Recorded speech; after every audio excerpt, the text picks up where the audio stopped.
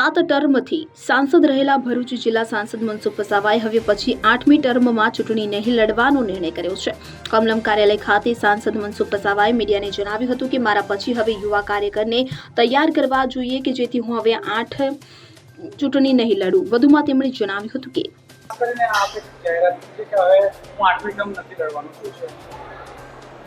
જો ભારતીય જનતા પાર્ટીએ મને ઘણું બધું આપ્યું છે।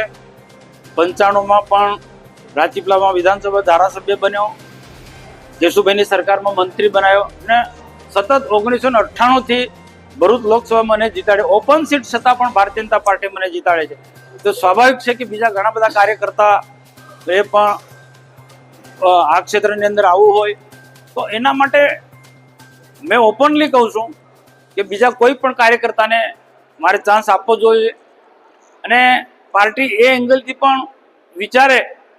એટલે મેં અગાઉથી જ મેં કીધું છે કે ભારતીય જનતા પાર્ટી એક શિસ્તબદ્ધ પાર્ટી છે, કાર્યકર્તાઓની પાર્ટી છે, યુવાનોને આગળ ધરીને ચાલનારી પાર્ટી છે અને હું નહીં તોની ભાવનાવાળી પાર્ટી છે।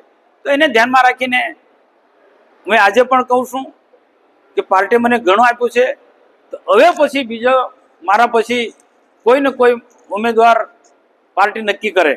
એટલે 8મી ટર્મ સાહેબ આપને એ પાર્ટીનો વિષય છે, પણ મેં મારી વાત મૂકી છે।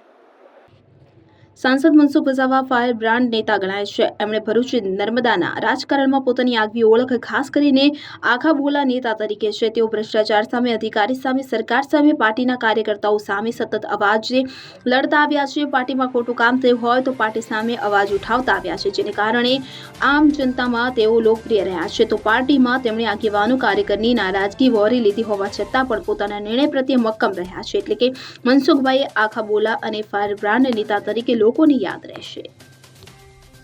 Bureau report CN24 news. હવે જુઓ દેશ દુનિયાની તમામ ખબરો તમારી આંગળીના ટેરવે। ઉઠાવો મોબાઈલ અને Google Play Store પરથી ડાઉનલોડ કરો અમારી CN24 ન્યૂઝ મોબાઈલ એપ।